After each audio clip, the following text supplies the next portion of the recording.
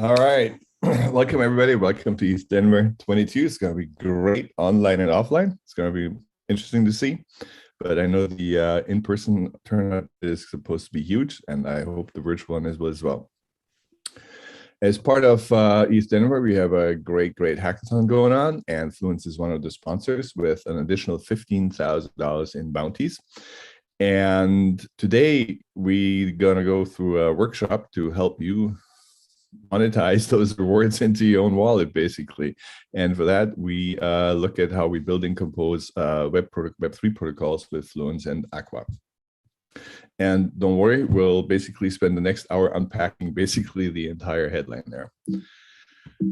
Okay, come on. All right, so at the very top, Fluence. What is Fluence? Fluence is a decentralized peer-to-peer compute protocol, network, and associated tooling.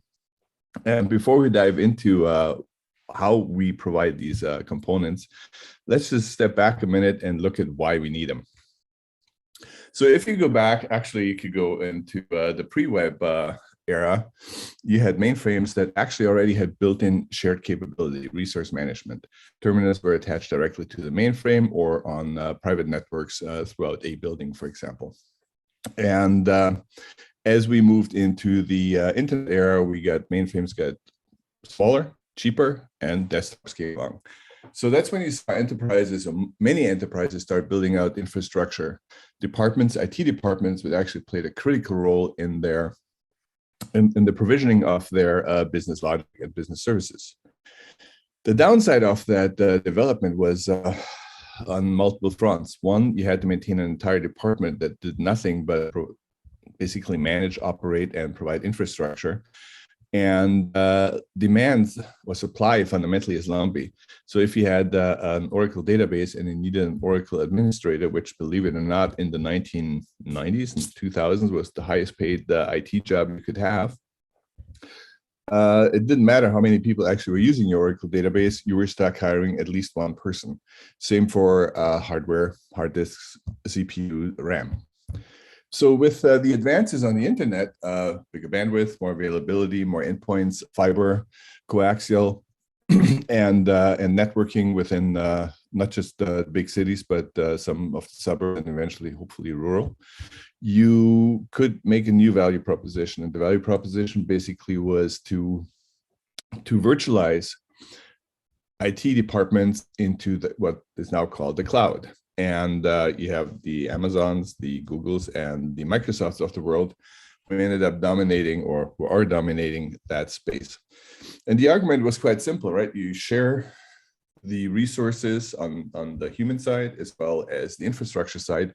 You continuously scale your demand, and you don't lock into expensive, long-term, lumpy costs and assets. The downside, of course, with that cloud computing platform is that it turned out to be an oligopoly. Pricing has been anything but super competitive. And while it's easy to enter into a cloud provider stack, it's very difficult to exit it. So their exit barriers are very high. And it's actually very difficult to attain failover availability by spreading across the major cloud providers. It's not entirely easy. So you can't just take your Amazon RDS, for example, and share it for availability or failover across Google or Azure without any major problems.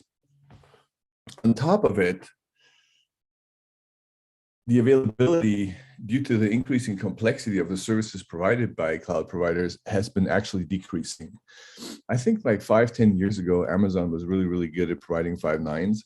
And if you look at the outages, that some of them are direct and some of them are indirect through DNS-related issues, targeting particularly the major 3 cloud providers, availability has gone down significantly. It's starting to be a significant problem for cloud customers. On top of it, through the business agreements we have with those providers, I mean, those are private businesses, they have taken on a very prominent moderating / censorship role. And that has been a huge impact, negative impact on business continuity and risk management for a lot of cloud customers.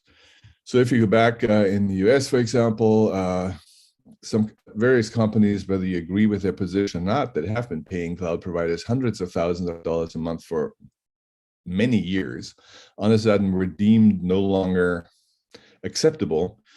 And basically were terminated with a very, very short time period, like within 6 or 8 hours, to vacate the cloud premises, if you will.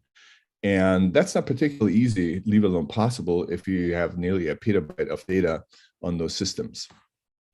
So the while perfectly legal, the cloud of the cloud providers, no pun intended, is actually not commensurate with the risk you're taking, and that massively negatively impacts your business continuity management. So what's the solution? The solution to centralized provisioning of virtualized environments and infrastructure is peer-to-peer. And Web 3.0, through the early goings in blockchain, demonstrated that very effectively, that with peer-to-peer, you can massively decentralize, you can include, if you want, trustlessness in your business logic. You don't have to, but you can. And you get a very, very nice availability and failover model, not necessarily scaling model in the blockchain side, but definitely availability and failover. That is extremely promising. So from the Fluence, not just from the Fluence side, but from the Web3 perspective, here we are decentralize everything, right? And you want to decentralize with peer-to-peer networks. And the reason is censorship resistance, among other things. And I'll get to this in a minute. So we want to decentralize storage, identity, networking, and of course, computing. And that's where Fluence comes in, because decentralized computing is actually a very, very rare beast out in the IT world. And if you go back into Web 2, peer-to-peer applications were there. Napster, for example. Forget about the legality of Napster at the time. I mean, it was super innovative. It used peer-to-peer, and it really was all about data sharing and sharding and failover across a highly decentralized network, where a lot of the innovation actually came both on the node and on the clients. However, if you look at the Napster model, for example, or even the use of peer-to-peer in most blockchains, those are the applications. So Napster, the data sharing was the application. You couldn't just go and host a decentralized database on Napster. It just wasn't set up for that. And same in blockchain, the use of peer-to-peer in blockchain is data synchronization. And so, for example, if you want to actually interact with the node, you generally use a REST or JSON RPC endpoints. And that gets me now to peer-to-peer networks' capability to really help you avoid or improve censorship resistance. In all those models, including the access to business logic on a blockchain node, for example, you use IP addresses fundamentally. That's you use location addressability to access your resources. And that is the main sticking point in terms of censorship and moderation. You can tie it to IP addresses. And that's how you can shut down entire subsets of the internet through very clever DNS manipulations. In the new peer-to-peer networks, however, that's not as easily accomplished, for the reason that a peer ID, which is the address of a node in the network, is independent of the IP address. So the peer ID in P2P networks, like Fluence uses it, is the hash of the public key of the node provider of the node, if you will, and it's independent from the IP address. So within reason, it still needs to be discoverable, and the change of information has to be able to permeate through the network.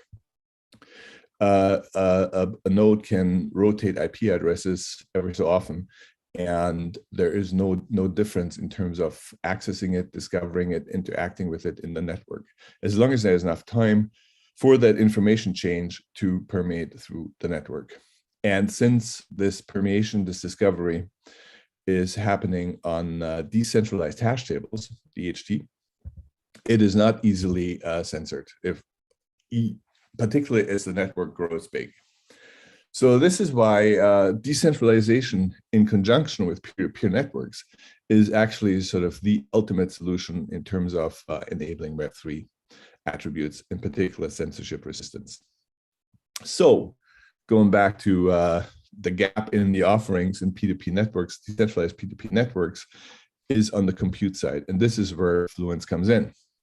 So if you look decentralized computing today, you have smart contracts, you have decentralized hardware marketplaces. And what's missing, in our opinion, and is what we're providing, is general purpose peer-to-peer computing.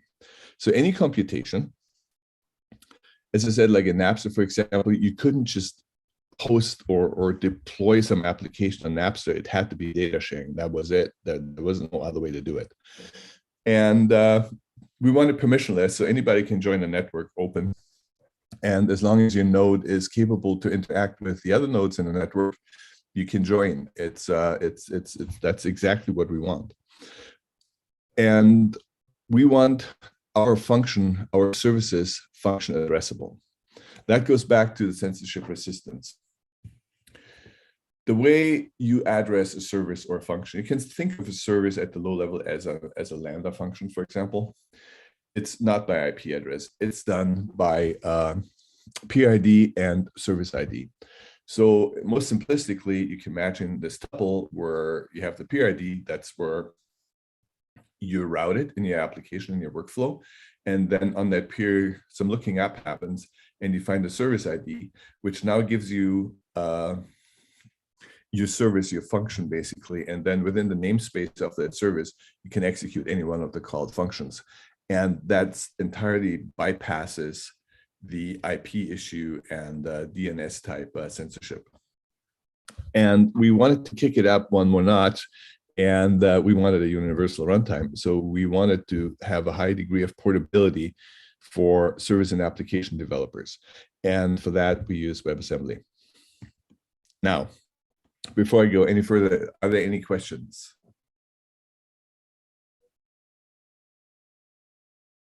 There aren't. All right, then let's dig in. So as I said, Fluence is a decentralized, provides decentralized compute. So as a developer, just to set the stage, you are required to quote unquote bring your own your storage. It could be if you stick with the Web3 paradigm and you want to be decentralized peer-to-peer, obviously protocols, labs, IPFS, and the Filecoin, and you have the really cool building applications that are building on them, like ceramic, textile, etc., are all perfectly good candidates to work on that. You can also decentralize actually some of your RDBSs or NoSQL databases, but it's going to take a little more effort. And so we have this protocol, and according to this, we also have a network. As I said, the network is open, so we bootstrap the network, but it's not our network. Anybody can join, anybody can leave at any given time. And there's no centralization in this entire stack. It's fully peer-to-peer. It's fully decentralized. So if we actually go from the academic a little bit to the applied, first layer of applied, we'll go to code later on. Have a look at this diagram. So we basically have a little peer-to-peer network here.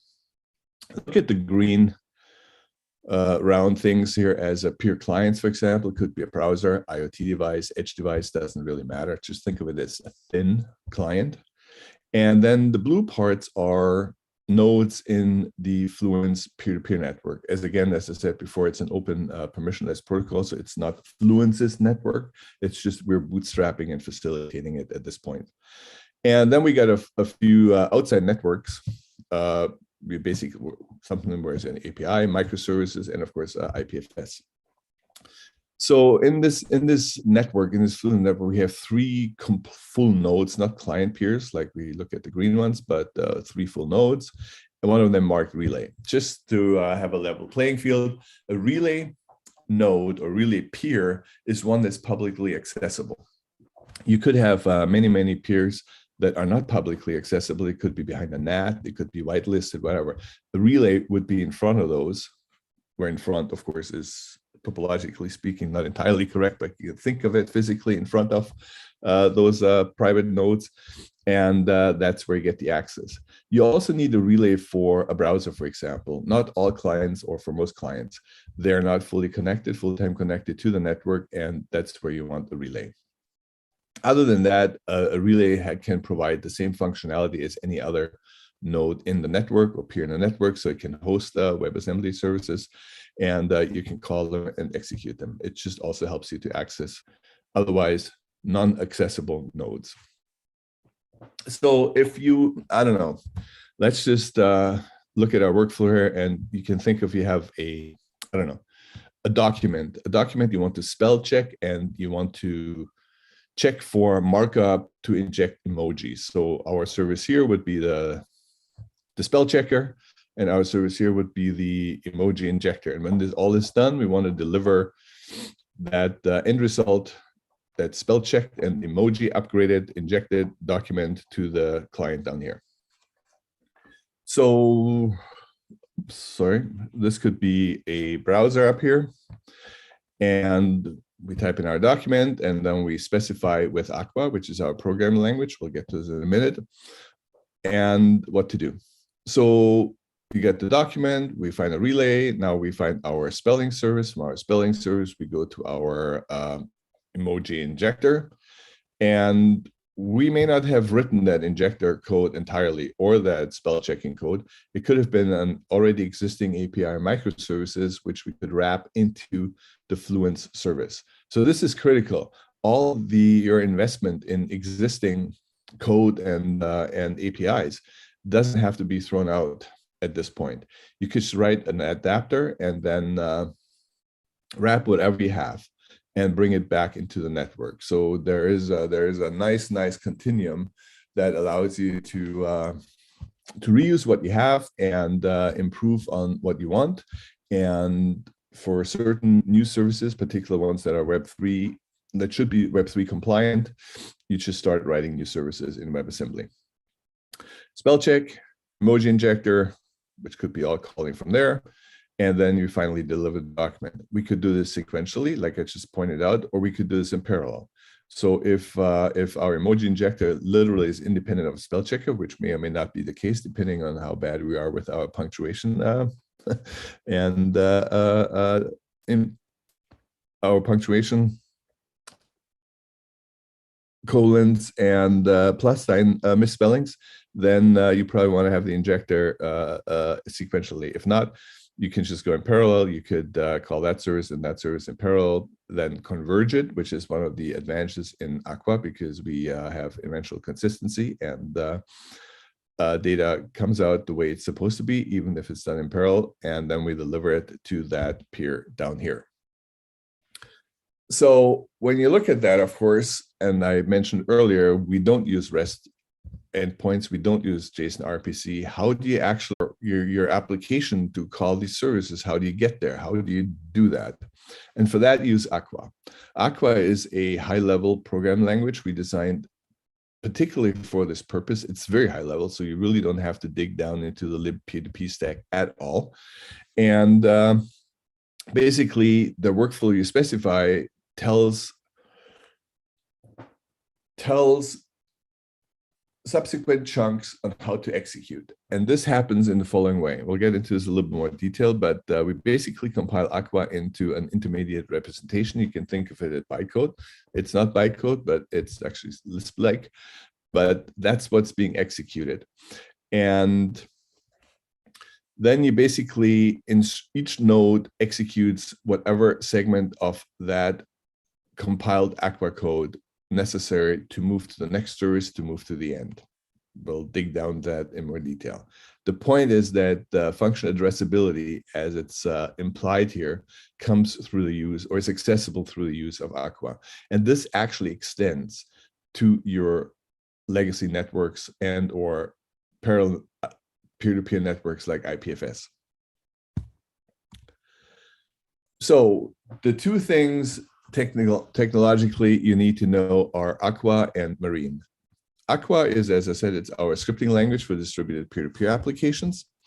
And there's an Aqua virtual machine that comes built in with every reference implementation of our peers, of our nodes provided to you as open source.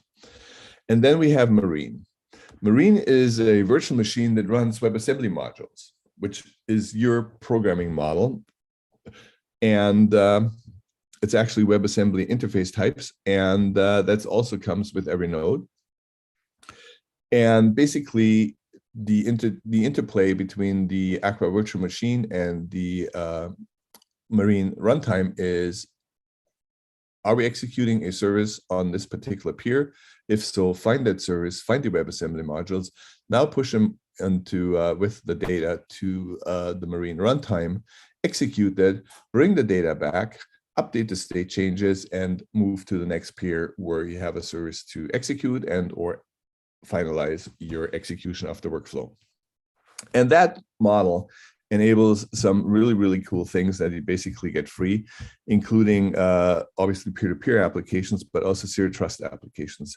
If you look at the trends in IT management and risk management, zero trust frameworks are critical in securing your IT assets these days. And you get this free of charge, basically, as part of the programming model with Fluence and Aqua.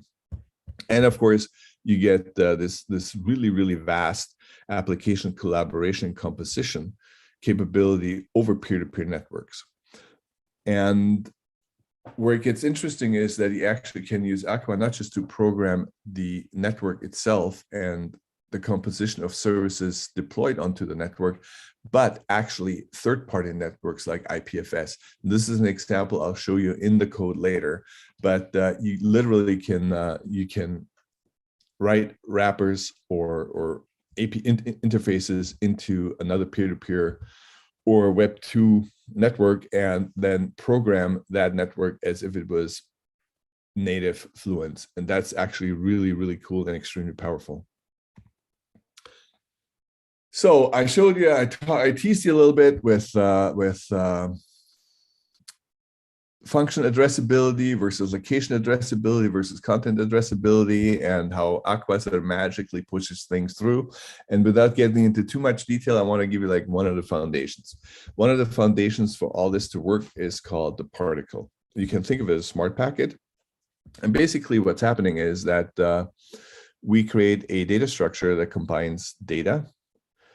So in our previous example, it would be the raw text we wanted to spell check and then emoji inject. The execution sequence, whether we want to do the spell check and the emoji check in parallel or sequentially, and then some metadata related to the state changes accomplished and what needs to be done, what has been done, what worked, what didn't work, error logs, et cetera, et cetera. And if you think of it from like it's quite fascinating in a certain extent, is if you look at it from a browser perspective. So you gather all your data, you write your document, you now get it ready to process it on the network. So in the background, you have Aqua, you have your workflow ready, and you get your data that populates your workflow. And then you literally create this sort of Genesis particle, this Genesis smart packet, and you fling it onto the network, where flinging literally means you pop it to the first relay if you use a browser. And then that browser sorts out where the services are that need to be, where the next services, the spell check services, for example, routes to the peer, helps to route to the peer. Then the AVM kicks in again. We have the service. Now, which WebAssembly modules do we need to do the spell check? Now we do the state change on the document, if there is any. And on it goes. So you get this data push model, which is totally different than what you have in client-server models, right? In a client-server model, you would send out the request, you get the response back to your client. You may or may not do something with it other than apply like routing logic, go to the next API, do your emoji injection, get it back, and then you send it to the final destination. So that's a lot of capabilities required from a research perspective, bandwidth, compute on your client, which in Fluence doesn't happen. With this push model, the data never comes back. You can generate some informational data that goes back to the client, but you don't have to. So your clients can be super thin. I mean, a browser actually is a fat client as far as I'm concerned from a requirements perspective. And you can go really to edge computing devices and IoT devices that have very, very little resources and fully utilize the network. And that's extremely powerful. And actually, in my opinion, probably the first time it's really, really possible to do something meaningful within clients the way it's been advertised in Web 2 and never been materialized. So this is, in my opinion, super, super exciting. So any questions at this point? All right. Okay, let's go into the nuts and bolts of, go ahead.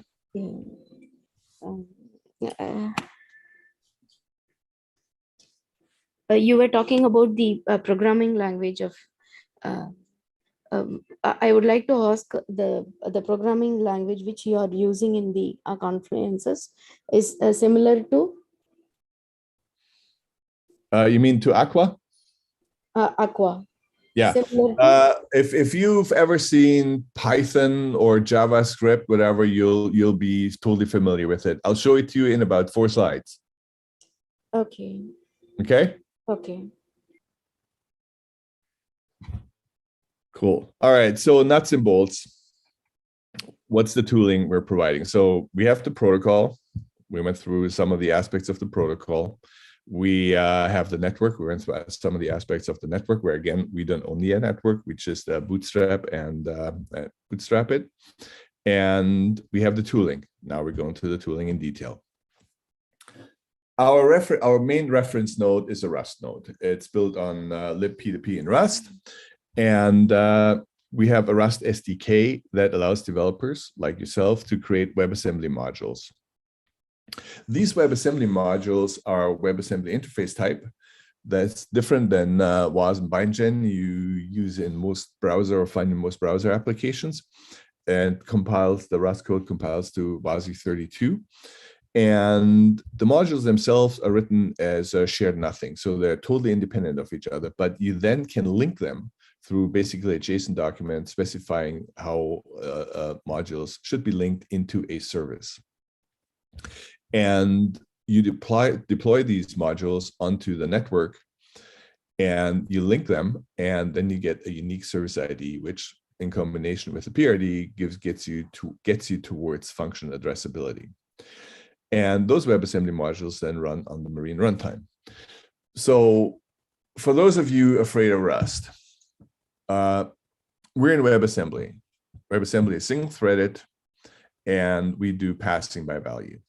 So if you know TypeScript, the part of Rust you know are literally the first 4 chapters in the Rust book, because we have no lifetimes, we have no generics, we have no concurrency. All that is not part of the Rust programming model for WebAssembly. So don't be afraid of Rust, really don't. If you know TypeScript, especially TypeScript, you are fine. And there's like, I don't know, there's like a little more than 2 handfuls of types in WASI32, and it's really, if you know JavaScript and TypeScript, you have no problem doing this. And as part of the development environment, we actually provide an extension of the Rust native testing unit and integration test to include WebAssembly modules. So this is actually really, really cool. Usually you in compile targets, you know, Linux, whatever, Unix 64, you write your tests and then you test it on the code you just written. And that's very, very cool because that's the application. WebAssembly, however, is very, very different. And our deployment model and our construction model for a service out of WebAssembly module is very, very different. So what we actually provide you is not only the unit and integration tests that come standard with Rust, but actually unit and standard tests that are very easy to implement on the actual modules and services as if they were deployed. So you actually catch bugs and problems within the modules, not just the code level. So pre-compile versus post-compile, and the construction and linking of this module, which is super, super helpful. And we also provide you, as part of tooling, with a local version of the Marine VM, which is basically wrapped into a REPL, and you can interact with each one of your WASM modules locally. That's so before you even deploy them. We also have a JavaScript implementation. It's called Fluence JS.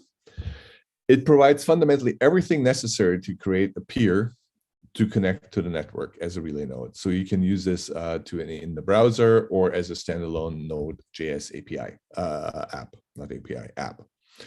And it includes an Aqua virtual machine instance, but not a Marine runtime yet. So you can't deploy WebAssembly modules onto a Fluence JS client. If you need to use the browser as a client, then this is obviously your toolkit to go. If you want to create your own node for a variety of reasons and you don't want it to be a Rust node, then this also works. One of the use cases or patterns, if you will, where Fluence JS is really helpful for a client is for signing services. Signing as in transaction signing for blockchain, for example, EIP 712 documents, all that. Where managing your key pairs is crucial, and you don't want to leave that to a third-party node. And that's where you can do this on a Rust node, of course, but that's where also a Fluence JS node comes in handy, and you can literally wrap Ethos.js or any other Web3 framework you want, and you're on your way. And the end result, the exposed interfaces from your Fluence JS Node.js app are fully programmable by Aqua again. That's the whole trick of Fluence JS. It basically provides you with the various bindings and runtime requirements for your JS services with actually TypeScript to be fully programmable with Aqua. Aqua itself. Aqua is a few things. It's a high-level language. It's a compiler.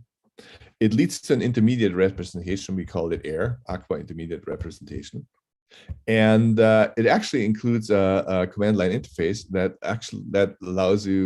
wraps a few things, including Fluence JS, that allows you to actually have a command line, single shot, if you will, peer client to deploy services to the network, to run services on the network. And it's a great little tool to play around on a command line.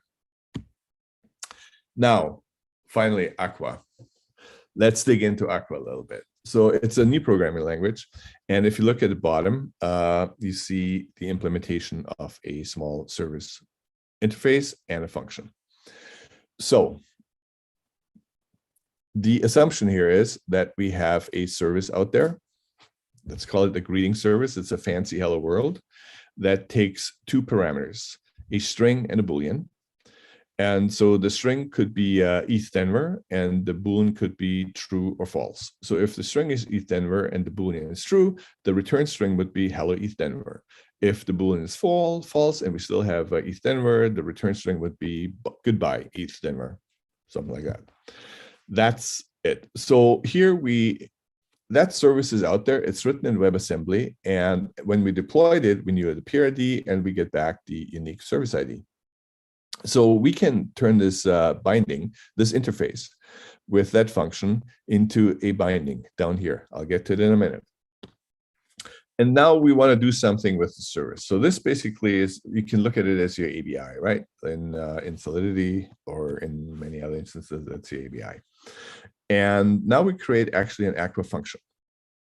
And that function, we call it greeting. It takes a string parameter we call name, which actually corresponds to this.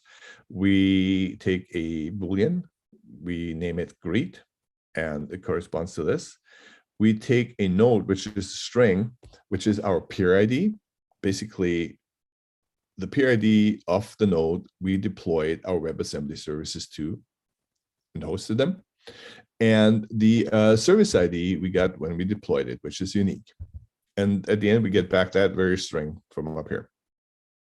Now, you're in the browser, and this can execute or get kicked off by the browser. And then it basically says on the node specified here, we now bind that interface to that service ID. We basically instantiate it. And now we call that service. So that's our namespace. This is our function. These are our parameters here and here, going right there. And then we get result back. And then we return result back to the client. And if you look in the little diagram up there, this is basically what's happening. So the actual node could be like 2, 3 nodes down, quote, down the road, basically, not the road, but the binary tree used to represent your condemned neighborhood. But it could be a few hops away. And the client basically initiates that request. As I said, now you created this this Genesis particle, if you recall, and you compile this Aqua. This is the programming component we were talking about, and then all the metadata, and you fling it out to this relay node, which is here. From there, we figure out where our node is. If it's a direct hit, it's great. And now we actually call that binding. We instantiate it. We run on Marine VM. We run our WebAssembly module with those data points, execute it, and then we return the results via relay back to the client peer. And if you never had to do this at the metal level, this kind of programming, peer-to-peer program at the node level, it's you don't know how much pain you're being saved. Anyway, the point is, this is a very, very readable language. It's a very, very special purpose language, so it's not very complicated, and it's really all about just specifying the workflow, which is an association of how you want the data, the state change to happen across functions or services. And that's it. So there's a little bit more to it, but we got great documentation for it in our Aqua book. And we'll dig into it a little bit later when I go through a few more examples, which is basically right now. Okay, so before we go into the code demo and review, any questions? Can you please share the link of the documentation? Yes, hang on. Let me, okay, since, okay, hang on. Whether the hackathon is over for Confluence or still?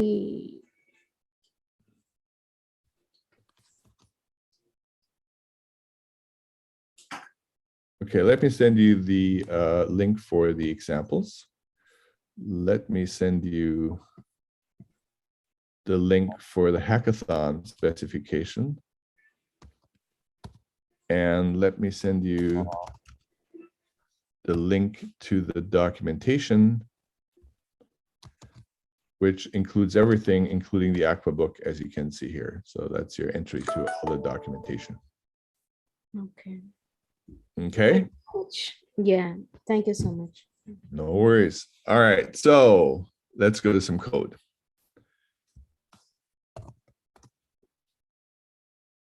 Okay, so let's make this a little bigger, probably.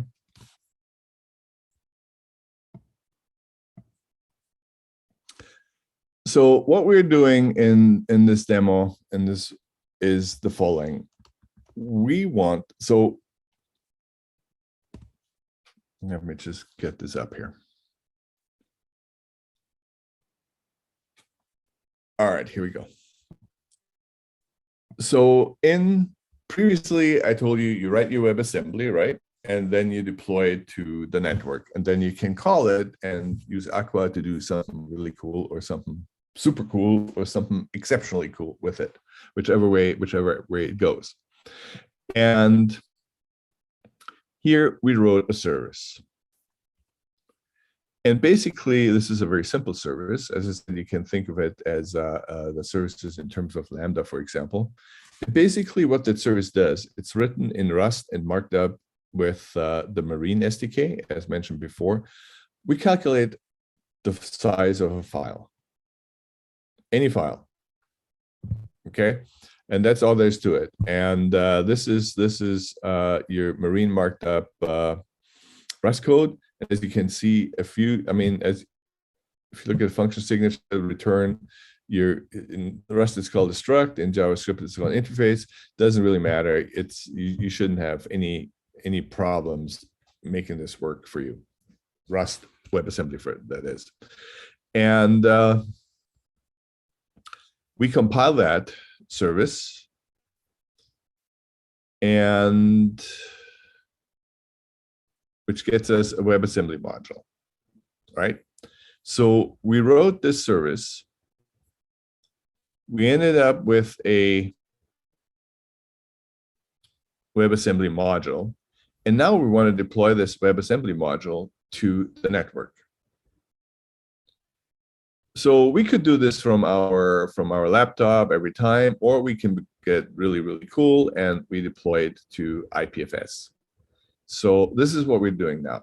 So Fluence provides out of the box full support for IPFS, which basically means that we're running IPFS nodes as a sidecar to the Fluence peers. And each of those sidecars actually has a IPFS multi-address, which we have right here.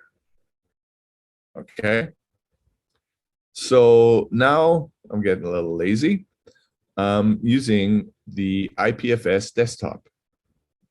And in order to interact properly with IPFS and Fluence, we want to hit that particular sidecar, IPFS peer, associated with that Fluence peer we just selected out of the possibilities provided to us, which is one out of whatever's on the network, basically, and relay capable. And so now we go in here.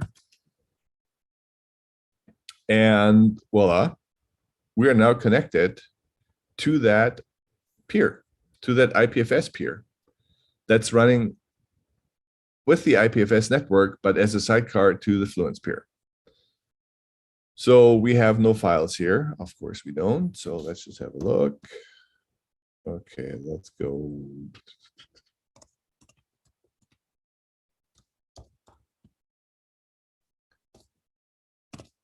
So we're in the service directory, which I showed you in the ID before. Okay, so here we're in the Finder. And now we want to upload that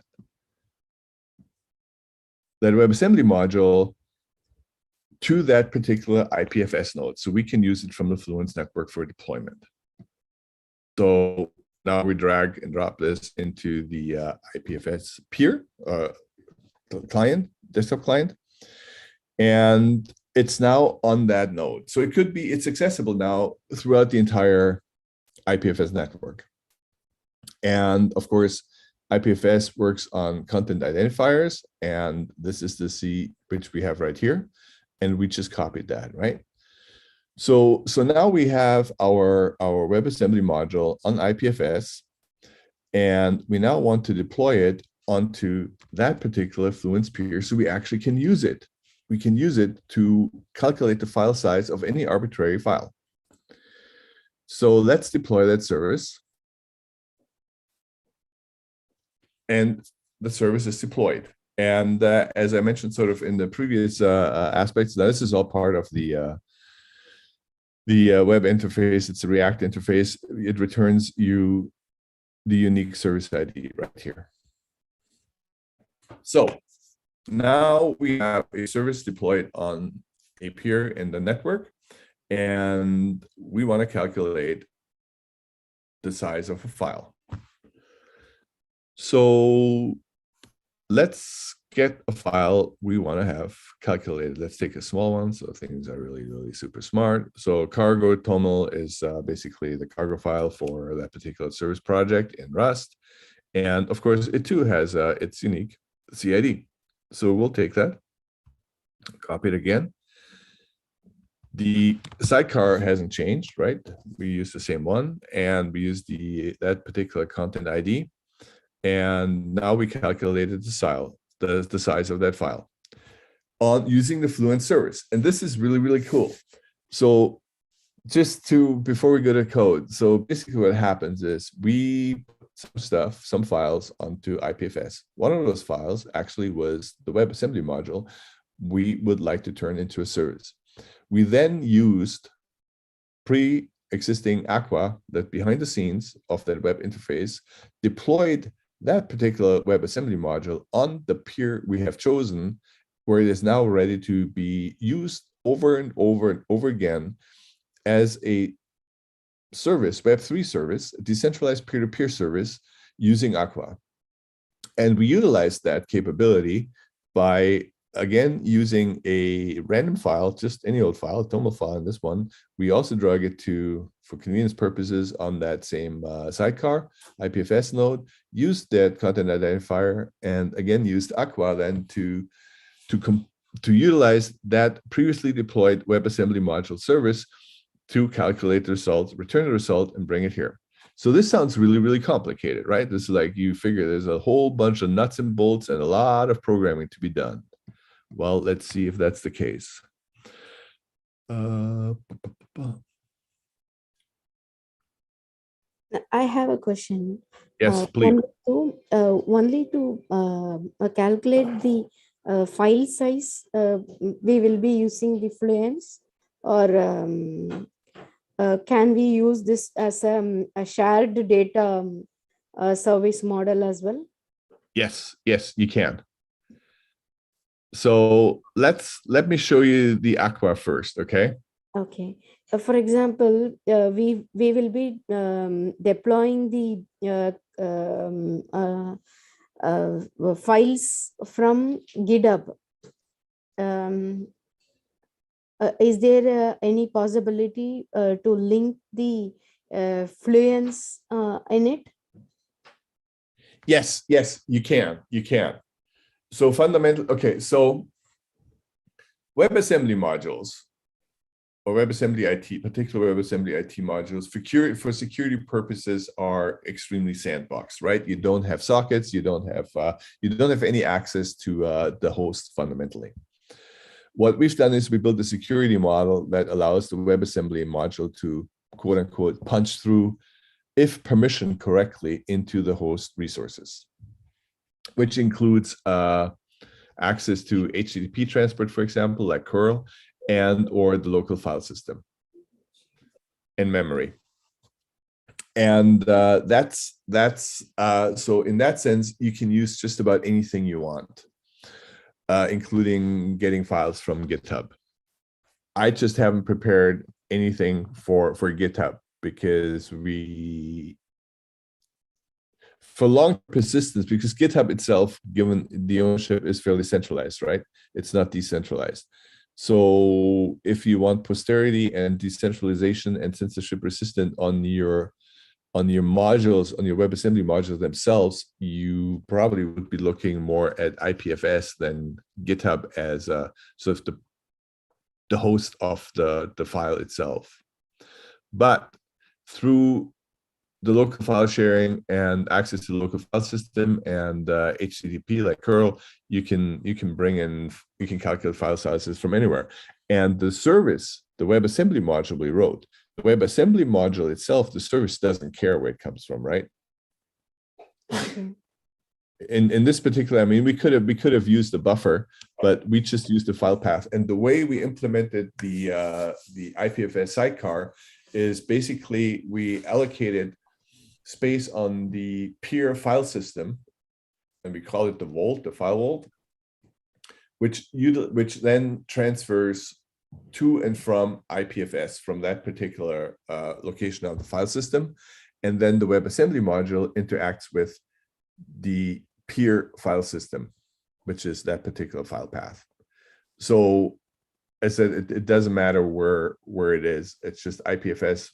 I just wanted to show how you can use IPFS to do it, as opposed to any HTTP accessible resource. Okay. Did that answer your question? I have a small doubt. Maybe is a silly question. Whether this can be provided as a decentralized cloud service provider applications or something like that? Yes, it can. So where's your doubt? Which part of your statement introduces the doubt?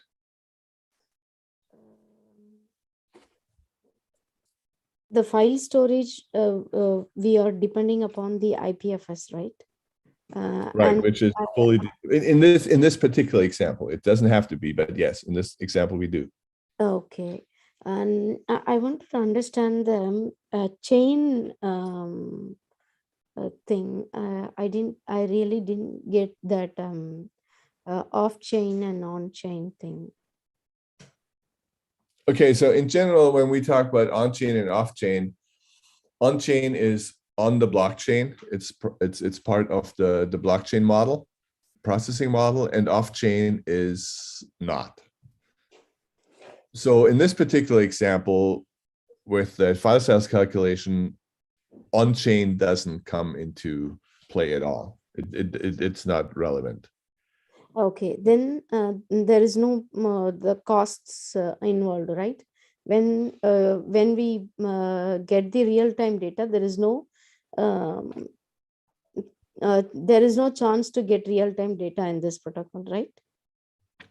Right. In the current setup, no, there isn't. So if you run your own IPFS node, right? And you put your data on, I mean, you basically fund all that. And that in it by itself does not provide sharding to other IPFS nodes. What you need to do is you need to pin. It's called pinning in IPFS to have it on other services, on other nodes. But once you pin and you can use services for that, or there's a variety of ways to do it. For in the short term, IPFS, or in the long term, you can go to Filecoin, which now includes the blockchain on the data layer. Then it's available with failover and sharded, and hopefully posterity, as long as enough roads are running in the network.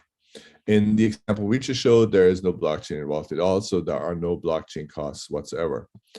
Depending on, we are working on an economic model where services deployed onto peers or hosts actually do interact with the host economically and pay a fee. But right now that's not implemented. And if you run your own nodes, for example, then running a node is your cost, but not the service. Does that answer the question? As a security perspective. From a security, so the security model is totally different off-chain for Fluence than it is on-chain.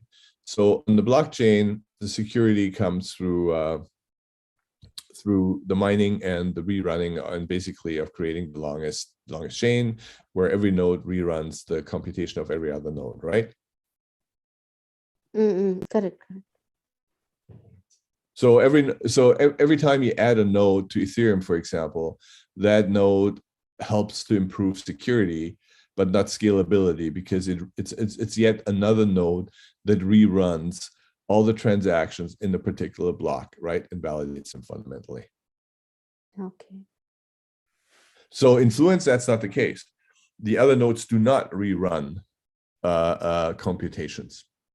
There is no quote unquote consensus. So you don't rerun that, at least not out of the box, the file calculation 50 times or 100 times or whatever the number of peers are in the network, and then come to a consensus, quote unquote, what's the longest data chain for file size for that particular computation. That's not what happens.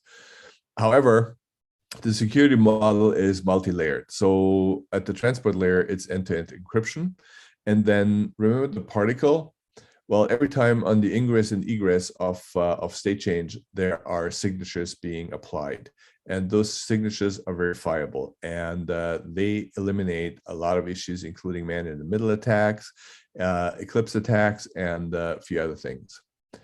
And all of this is sort of quote unquote, you can access it directly, but this is all abstracted away from you with Aqua. This is why it's a very high level language.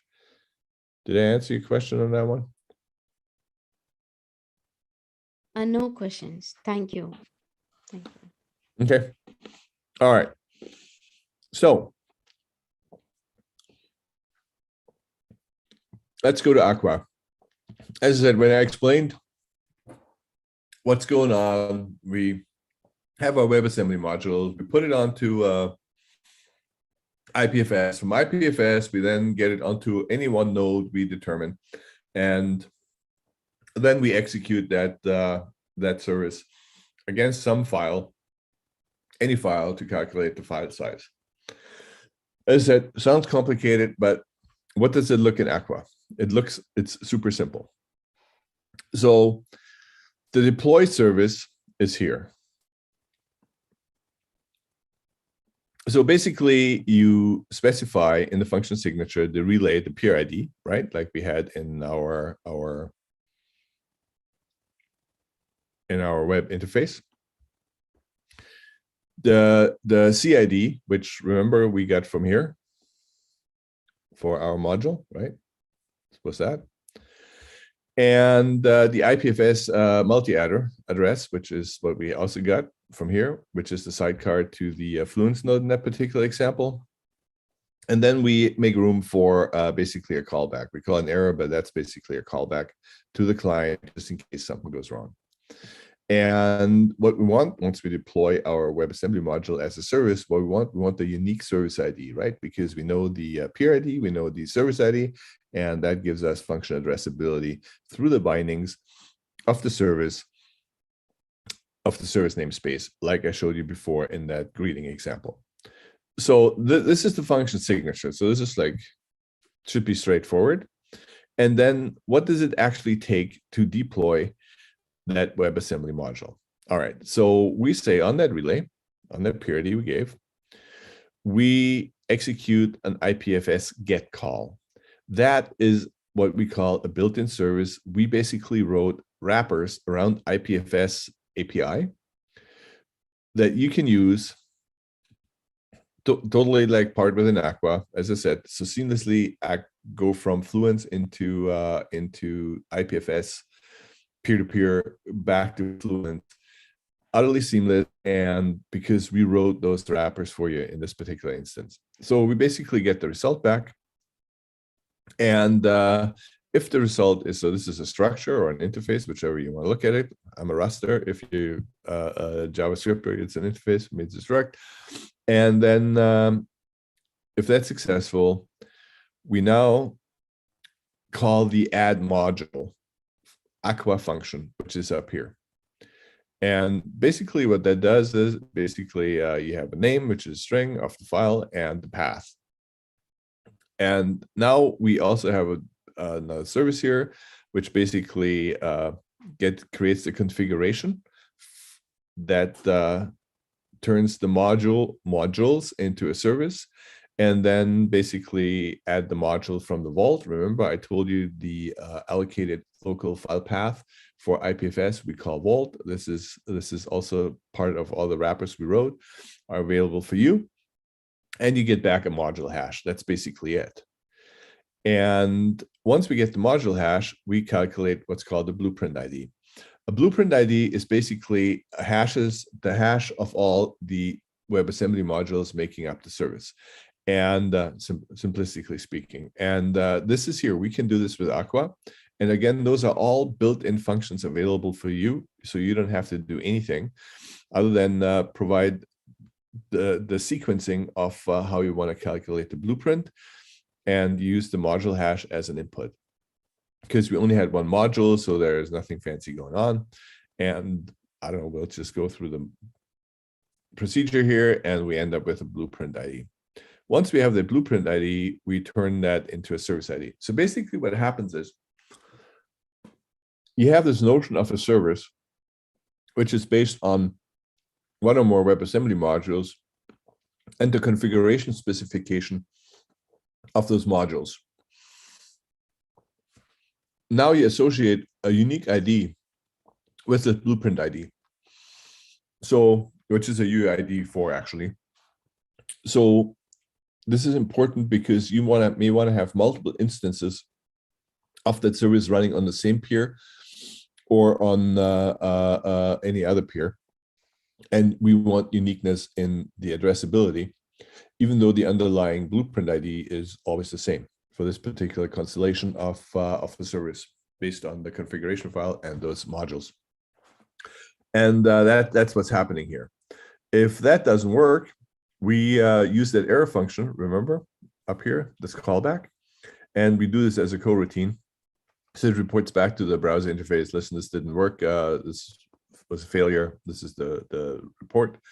And then we return the service ID. Here, the service ID is prefixed by a question mark, which actually means it's optional. And that's all it took to deploy the service. So yes, we wrote some wrappers around IPFS for you, but that's all it took.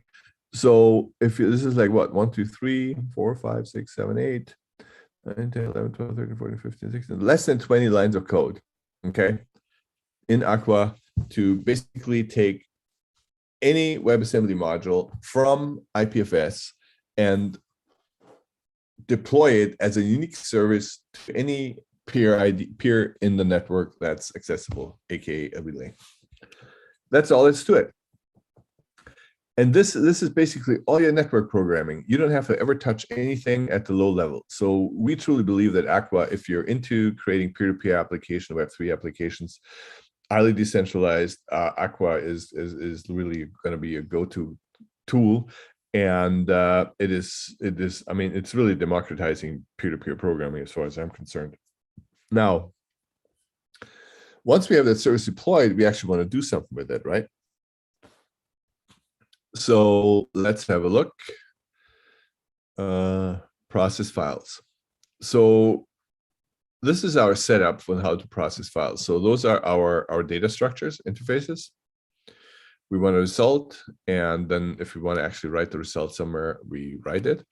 And if you remember, these data interfaces, these data structs, and those functions calculate the file size and write the file size fully correspond to the exposed functions from our Aqua, right? Here we go.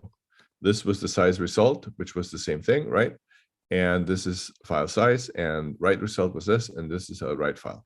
So where was I? Where did it go?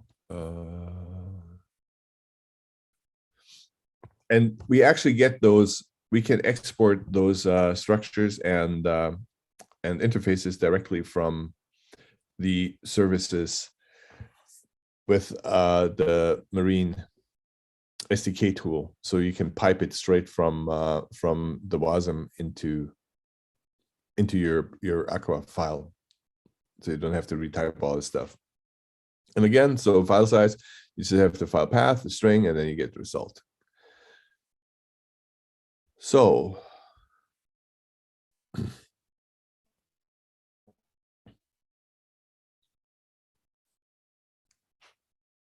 here we go, and we want to get the file size, right?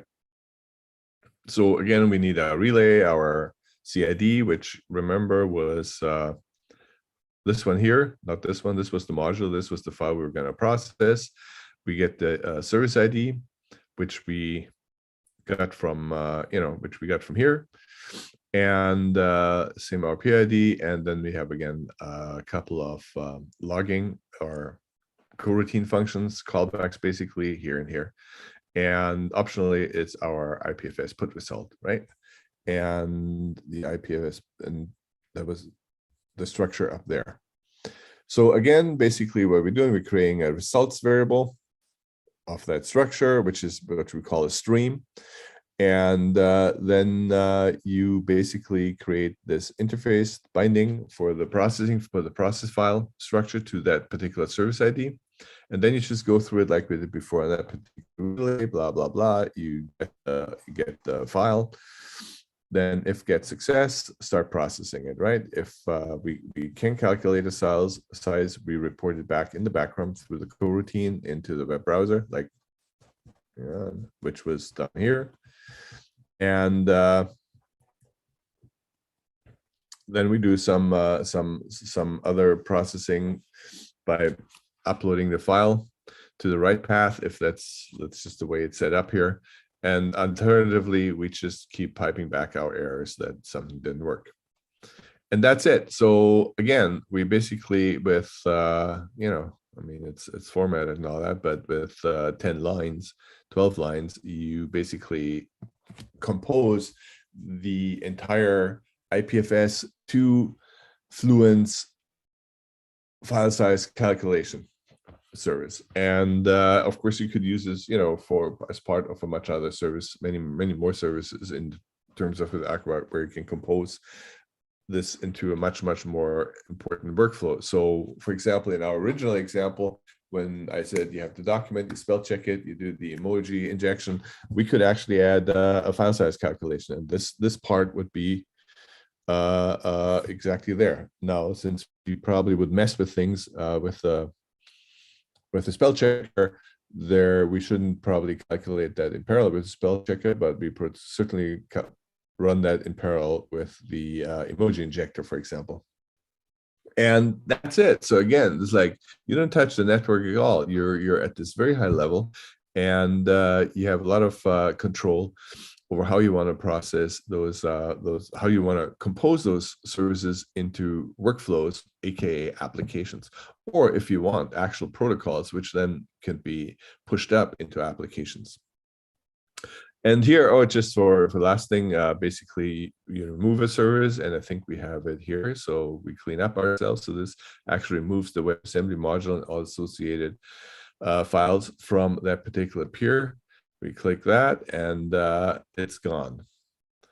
And that took, what, 3 lines to do it, which, again, if you've ever done peer-to-peer programming at the meta level, this is super, super cool.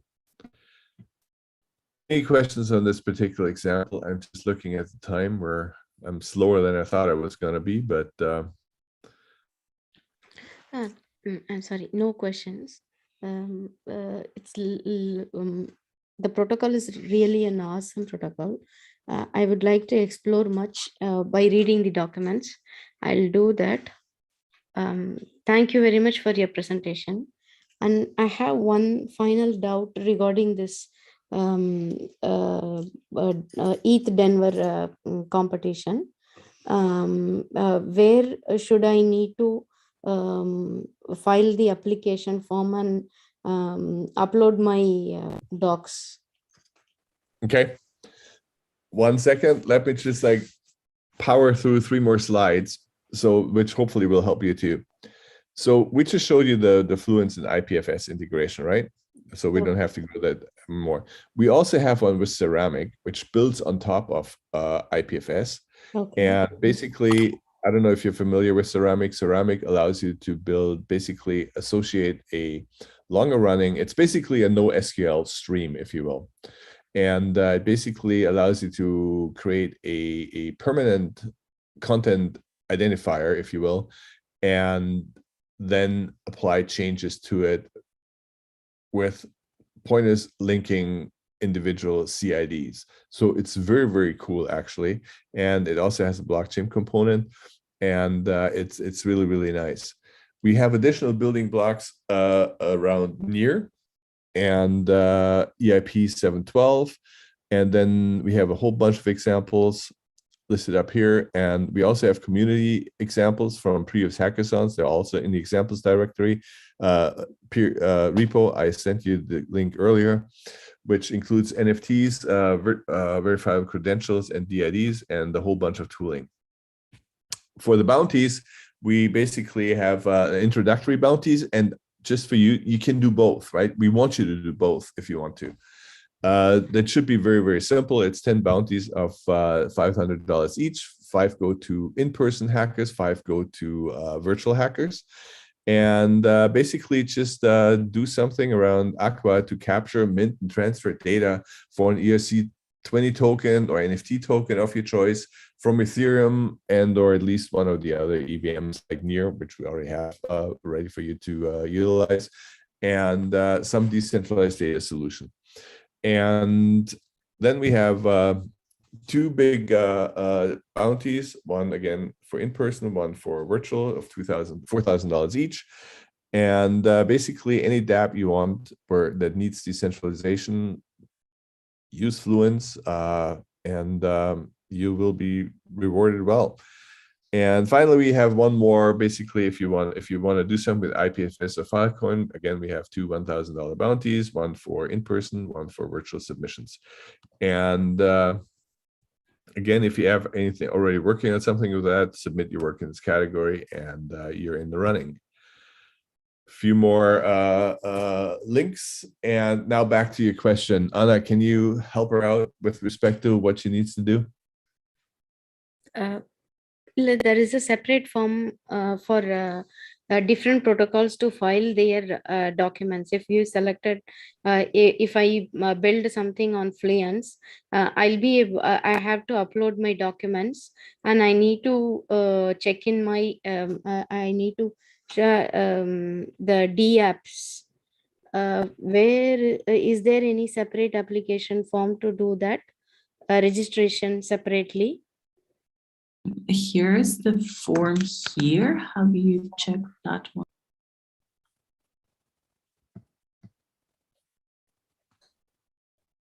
Okay. Okay. Thank you. I'll do that. Okay. If you can, could you leave me your contact, email or Telegram or Discord, and I can send you the how to submit. Okay, thank you. Email.